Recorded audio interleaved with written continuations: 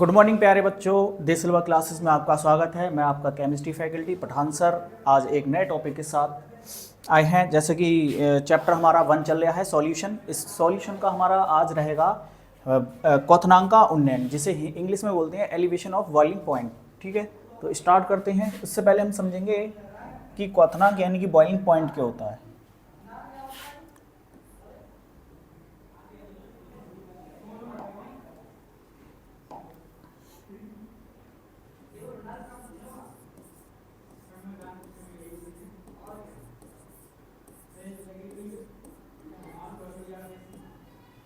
Boiling point of liquid,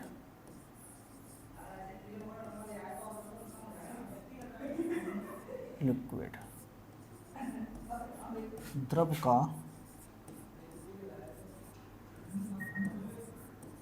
क्वथनांक।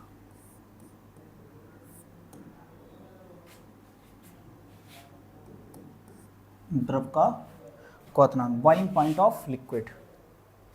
समझते हैं डायग्राम से इसको।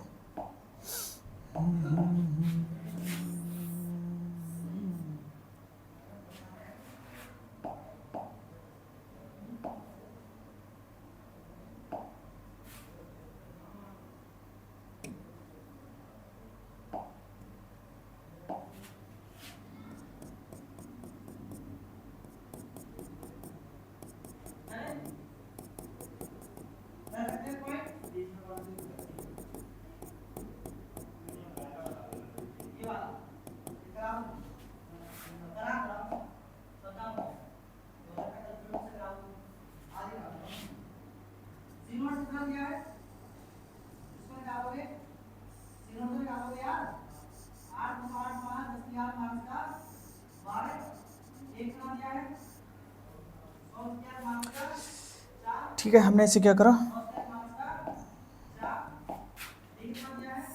टेम्परेचर दिया यानी गर्म करा, हॉट करा से।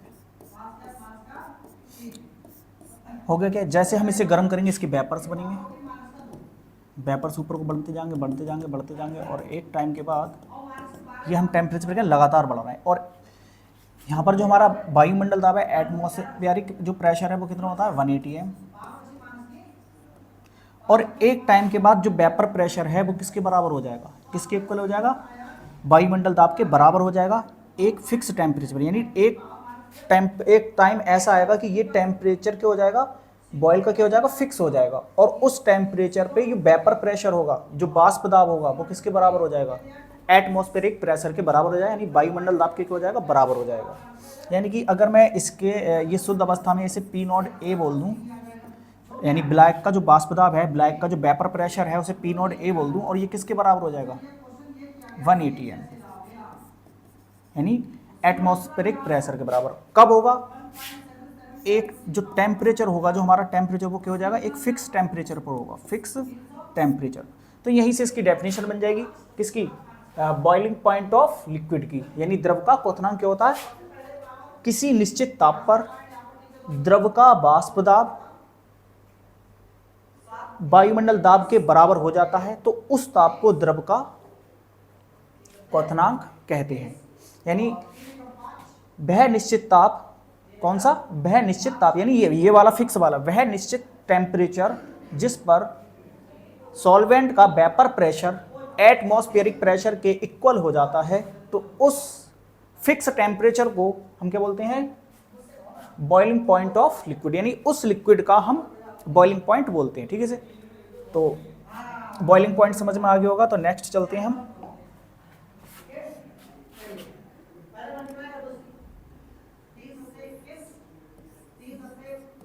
एलिवेशन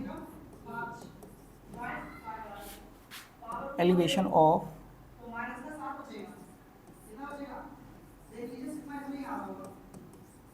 बॉइलिंग पॉइंट,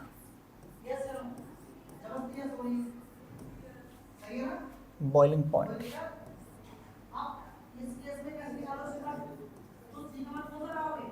क्वथ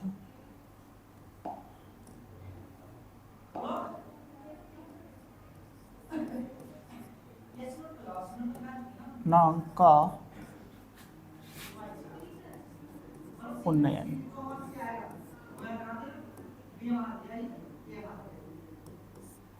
क्वथनांक का उन्नयन, एलिवेशन ऑफ बॉइलिंग पॉइंट। इसे भी हम डायग्राम से समझेंगे।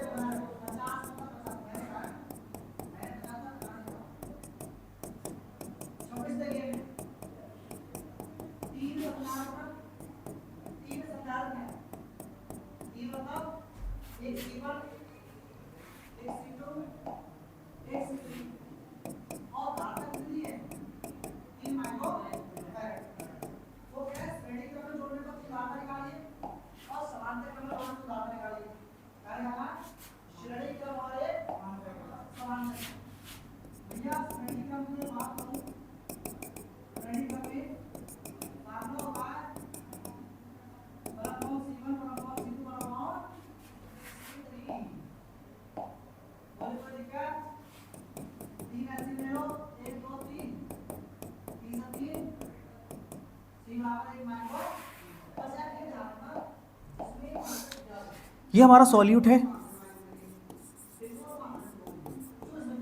जो कैसा है, अबाष्पशील यानी नॉन वॉलेटाइल। कैसा है, नॉन वॉलेटाइल, जिसके वेपर्स नहीं बनते हैं, ठीक है, नॉन वॉलेटाइल है। और ये हमारा क्या है, सॉल्वेंट है, जो कि क्या है हमारा वॉलेटाइल सॉल्वेंट है। कैसा है, वॉलेटाइल, यानी जिसके वेपर्स बनते हैं। तो ये अभी क्या है, प्योर स्टेट में है, और मैंने इसका वेपर प्रेशर निकाला। तो उस प्योर स्टेट में वेपर प्रेशर को हम कैसे रिप्रेजेंट करते हैं, पी नॉट ए से, ठीक है। फिर मैंने क्या करा, इससे इस सॉल्यूट को इसके अंदर डाला तो ये सॉल्यूशन बन जाएगा। इस सॉल्यूट को मैंने सॉल्वेंट के अंदर मिक्स किया तो ये क्या बनाएगा, सॉल्यूशन बन जाएगा, यानी कि विलयन। देखो इसे हिंदी में विलय बोलते हैं, इसे विलायक, और ये हमारा हो गया विलयन। तो मैंने इसे जब गर्म करा था तो ये गर्म करने पर मान लिया मेरा क्या आया, पी नॉट ए आ गया वेपर प्रेशर। इस लिक्विड का P not a vapour pressure आया। और जो हमारा सॉल्यूट है वो क्या है, नॉन वॉलेटाइल। नॉन वॉलेटाइल मतलब अबाष्पशील, यानी जिसके वेपर्स ना बने, यानी कि जो ऊपर ना उड़े। तो जब मैं इसके अंदर से मिक्स करूंगा तो ये हमारा जो सॉल्वेंट है वो तो वॉलेटाइल है, और हमारा जो सॉल्यूट है वो क्या है, नॉन वॉलेटाइल, यानी कि ना उड़ने वाला। और जो सॉल्वेंट है वो क्या है, वेपर्स वाला। इसके वेपर्स बनेंगे। तो जब इसके वेपर्स बन रहे होंगे तो ये सॉल्यूट के जो पार्टिकल्स होंगे या मॉलिक्यूल्स होंगे वो क्या करेंगे, इसे रोक देंगे। क्या करेंगे, रोकेंगे, जिसकी वजह से यहां पर वेपर्स क्या बनेंगे, कब बनेंगे। मैं चाहता हूं कि इसका जो वेपर प्रेशर है सॉल्यूशन का वो इसके बराबर आए। तो इसके बराबर लाने के लिए मुझे क्या करना पड़ेगा, ज़्यादा टेम्परेचर देना पड़ेगा। यानी इन मॉलिक्यूल्स को, सॉल्वेंट के मॉलिक्यूल्स को गर्म करके ज़्यादा एनर्जी दूंगा, तभी तो इतनी एनर्जी दूंगा कि ये जो सॉल्यूट है इसे ना रोक पाए।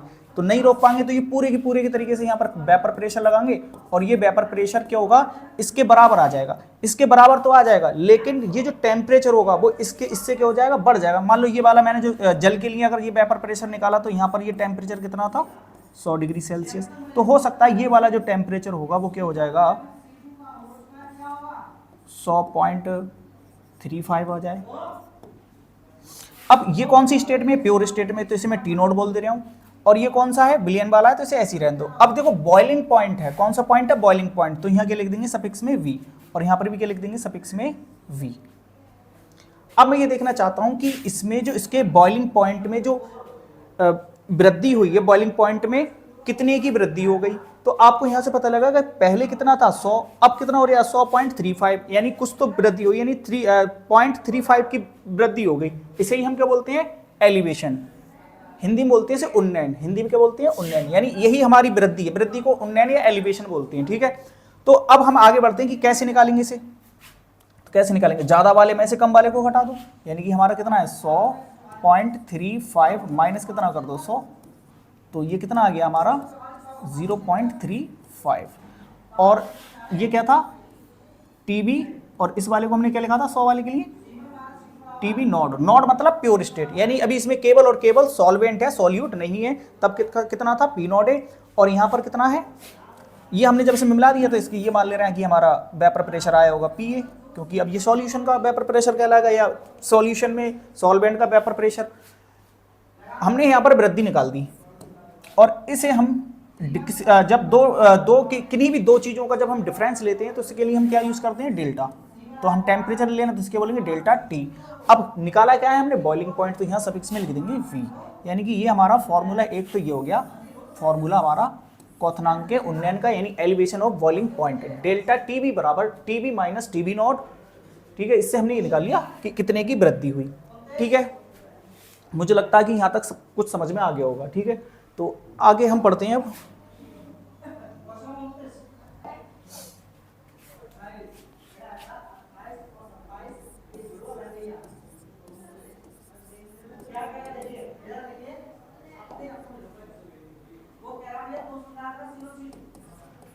रिलेशन बिटवीन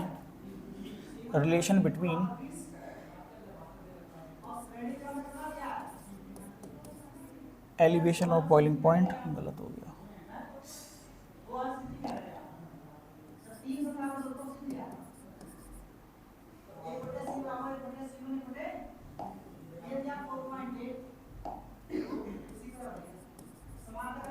एलिवेशन ऑफ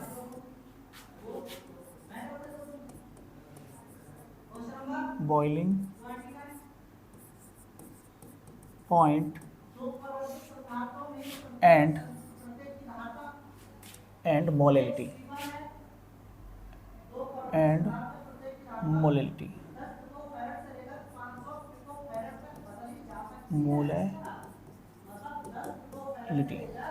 अच्छा, इससे पहले जो मैंने जो लिखाया था एलिवेशन ऑफ बॉइलिंग पॉइंट, तो इसकी डेफिनेशन क्या बनेगी।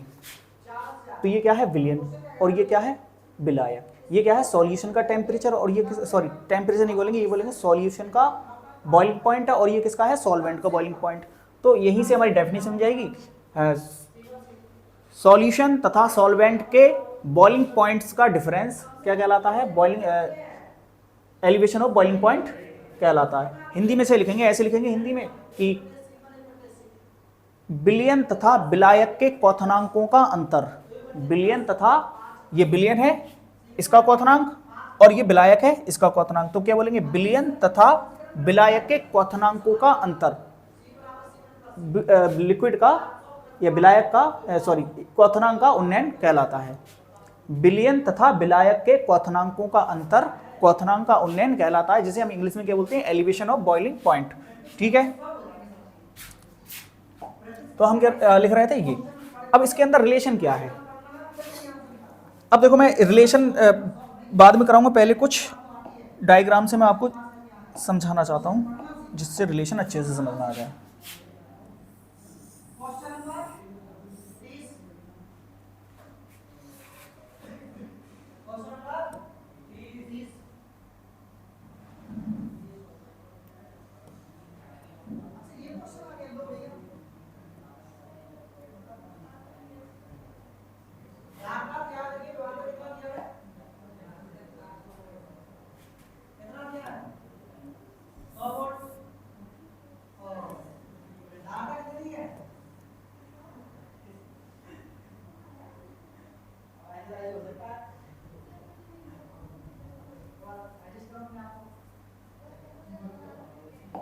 इसको हटाना पड़ेगा, हमने क्या लिखा था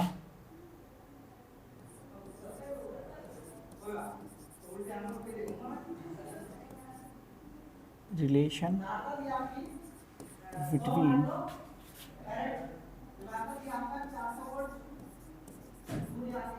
elevation of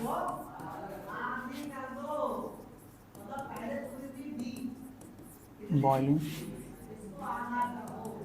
point relation between elevation of boiling point and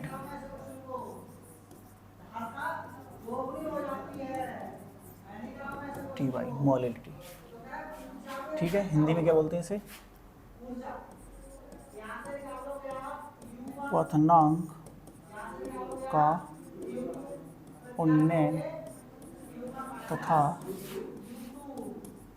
मोललता में संबंध।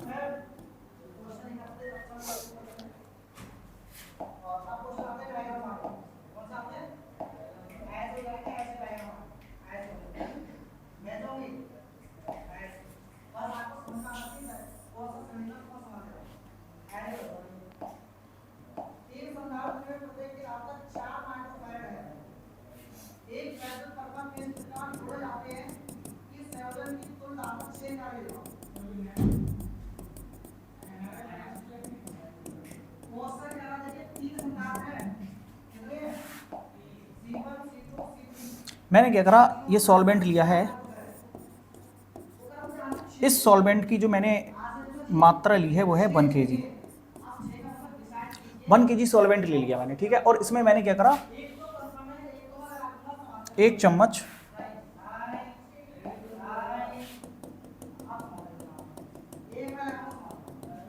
सॉल्यूट लिया,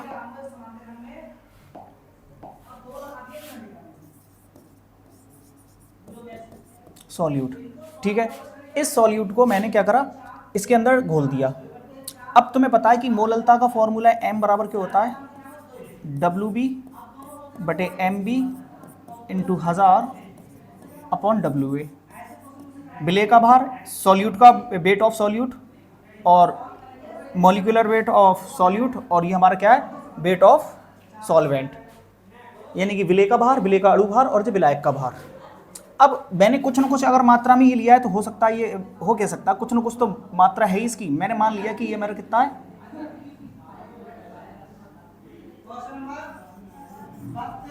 60 ग्राम है, और इसका नाम ही दे दिया मैंने यूरिया है।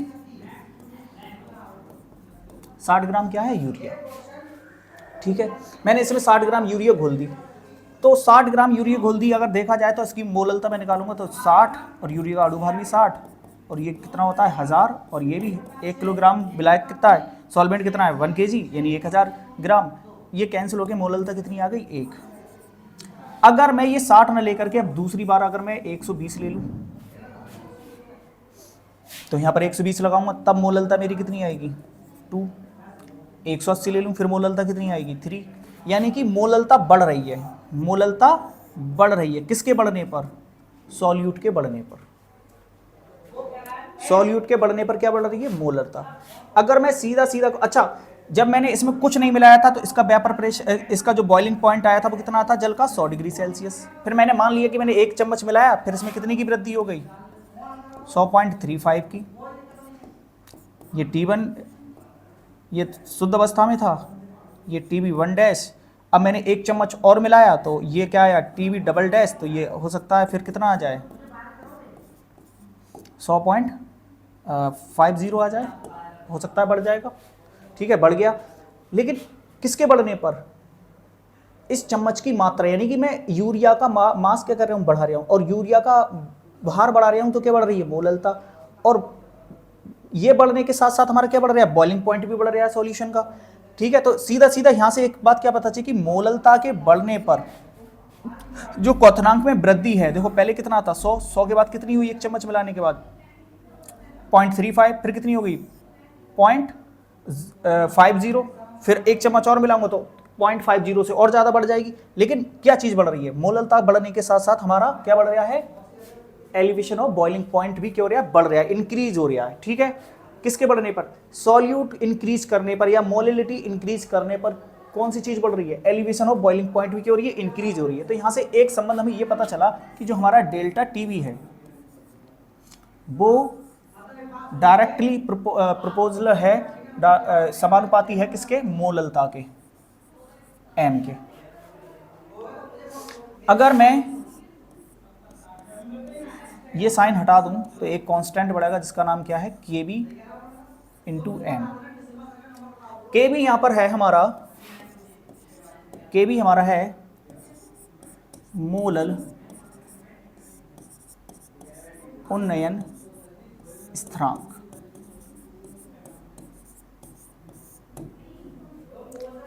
एलिवेशन यानी मोलैलिटी एलिवेशन कांस्टेंट, ठीक है, यहां पर ये हमारा के है।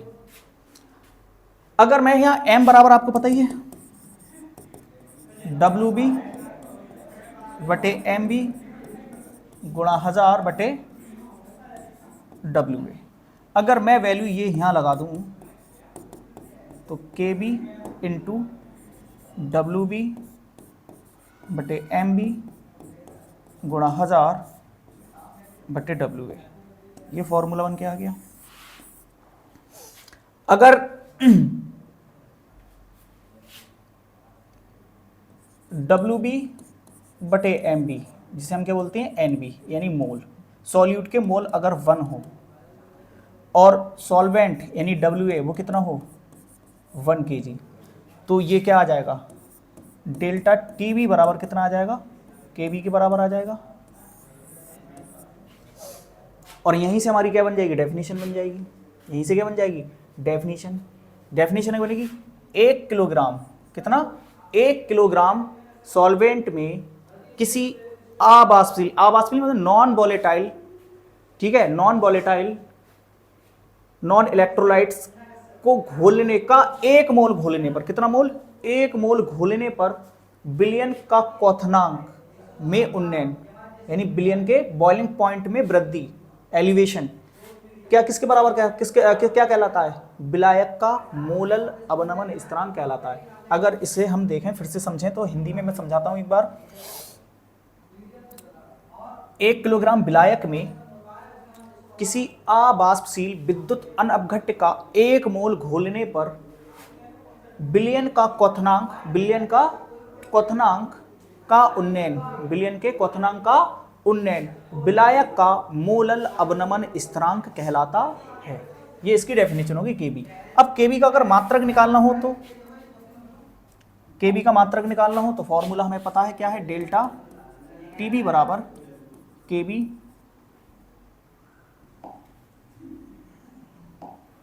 Into M. तो मुझे केबी का फॉर्मूला निकालना है तो ये हो जाएगा delta TB upon M. Temperature को काय में नापते हैं केल्विन में,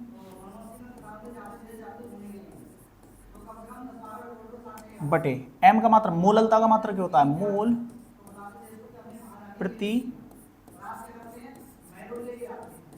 किलोग्राम, तो मात्रक क्या आ गया केल्विन ऊपर किलोग्राम ऊपर चला जाएगा तो क्या हो जाएगा ये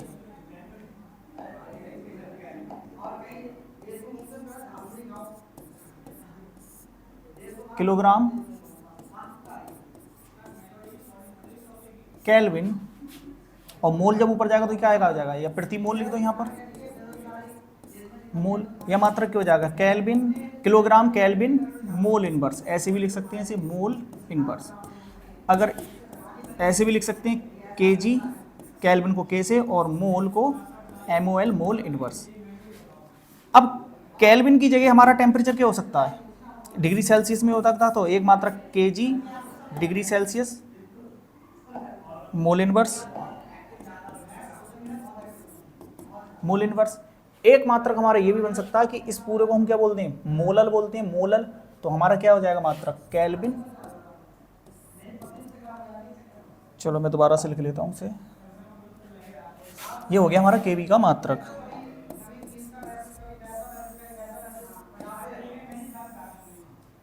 ये 2 मात्रक हो गए, केबी बराबर डेल्टा टीबी बटे एम, इसे क्या बोलते हैं केल्विन और इसे क्या बोलते हैं मोलल, मोलल। तो एक मात्रक आपको ये भी देखने को मिल जाएगा केल्विन मोलल इनवर्स, ये भी देख रहे हो मोलल इनवर्स, ठीक है। अब हम समझते हैं इसका ग्राफ,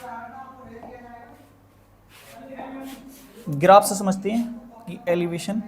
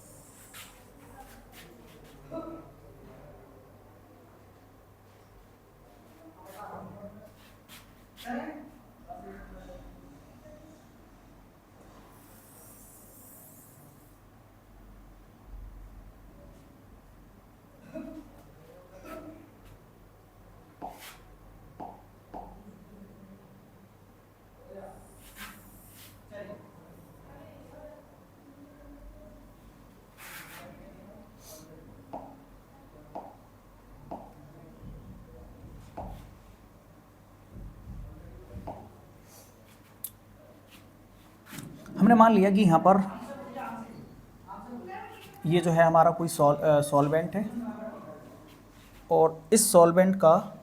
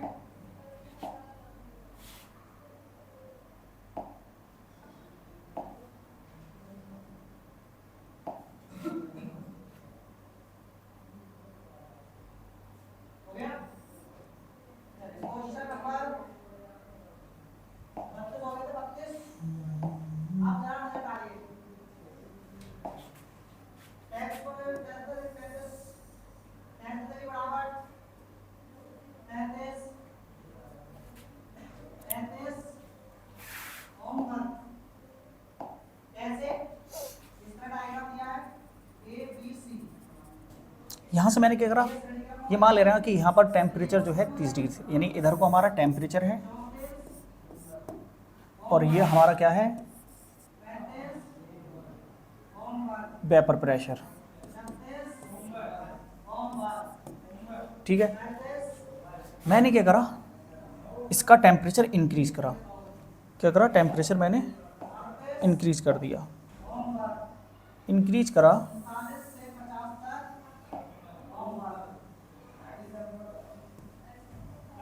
टेम्परेचर जब इंक्रीज करा तो ये एकदम ऐसे गया। और यहाँ पर जो टेम्परेचर है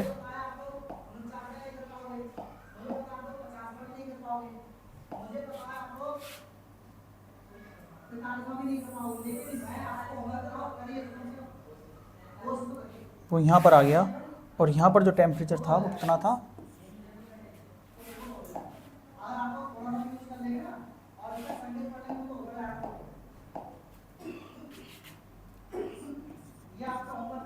सौ डिग्री सेल्सियस। यहाँ पर कितना था, 30। रूम टेम्परेचर मान लेना लगभग 30 के करीब था टेम्परेचर। तो सॉल्वेंट यहाँ पर ये था हमारा सॉल्वेंट, और ये जो हमने लाइन खींची यहाँ पर, ये जो वेपर प्रेशर है वो कितना है, 180 एम। जो एटमॉस्फेरिक प्रेशर है वो कितना है, 180 एम। ठीक है, अब यहाँ पर मैंने क्या करा, इसे धीरे धीरे टेम्परेचर दिया सॉल्वेंट को, और मैंने इसका वेपर प्रेशर, ये जो वेपर प्रेशर किसके बराबर कर दिया, 180 एम के। तब इस यानी इस 180 एम पर जब दोनों, यानी इसका वेपर सॉल्वेंट का वेपर प्रेशर किसके इक्वल हो गया, वायुमंडल दाब के, जिसे हम बोलते हैं एटमॉस्फेरिक प्रेशर, इसके जब बराबर हो गया तो ये मैंने देखा कि ये जो प्रेशर जब बराबर हुए तो ये किस टेम्परेचर पे हुए, 100 डिग्री सेल्सियस पे। तो ये जो 100 डिग्री सेल्सियस है, सॉल्वेंट का क्या कहलाएगा, बॉइलिंग पॉइंट। ठीक है, सॉल्वेंट का क्या कहलाएगा, ये बॉइलिंग पॉइंट। इसे हम कैसे लिख दे रहे हैं, TB नॉट। अभी केवल और केवल सॉल्वेंट है इसलिए हमने नॉट लगाया, नहीं शुद्ध अवस्था है, प्योर स्टेट है। ठीक है, मैंने यहाँ लगा दिया ये। अब मैंने क्या करा, इसमें 1 चम्मच मिला दिया, क्या मिला दिया, नॉन वॉलेटाइल सॉल्यूट मिला दिया। नॉन वॉलेटाइल सॉल्यूट जैसे ही मिलाऊंगा तो इसकी वेपर प्रेशर में क्या आएगी, कमी आएगी। जैसे पार्टिकल जब उड़ रहे थे तो कौन रोकेंगे, नॉन वॉलेटाइल सॉल्यूट के पार्टिकल उसे रोकेंगे, जिसके वेपर प्रेशर में क्या आ जाएगी, कमी। तो मैंने मान लिया कि जो वह वेपर प्रेशर यहाँ पर आ गया उसी टेम्परेचर पे। अब मैंने फिर से इसे गर्म करना स्टार्ट करा। मैंने क्या करा, इसे गर्म करना स्टार्ट करा, और जैसे ही मैंने इसे गर्म करा और ये धीरे धीरे बढ़ा, और ये एक टाइम के बाद क्या हो गया, बराबर। लेकिन ये जो बराबर हुआ वो यहां जाके हुआ। मान ले रहे हैं कि यहां पर जो टेम्परेचर है इसका,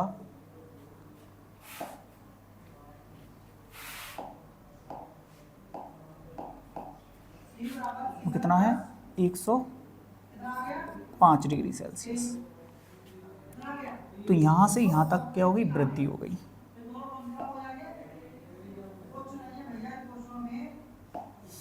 ये हमारा है TB नॉट और ये हमारा क्या है, TB।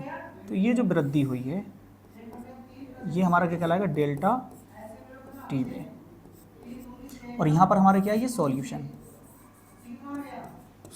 का है। देखो प्योर स्टेट में तो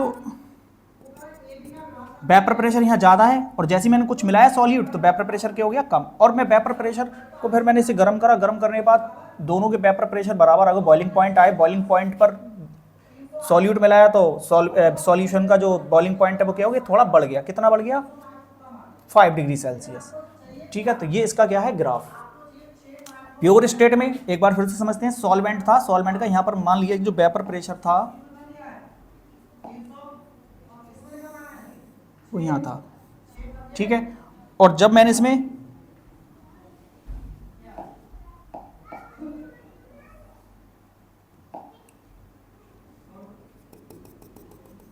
कुछ नहीं मिलाया, मैंने इसे गर्म करा, गर्म करने के बाद ये इसका जो वेपर प्रेशर है वो वायुमंडल दाब के बराबर हो गया, और कितने टेम्परेचर पर हो गया 100 पे, तो इससे मैंने क्या बोल दिया इसका क्वथनांक, यानी कि ये सॉल्वेंट का क्वथनांक यानी बॉइलिंग पॉइंट।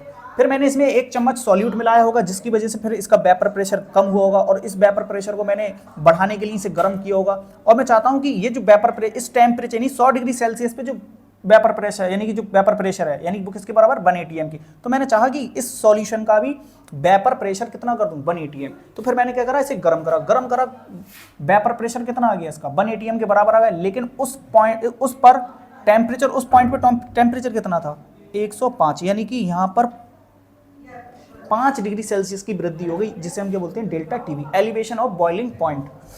ठीक है, ये हमारा ग्राफ था।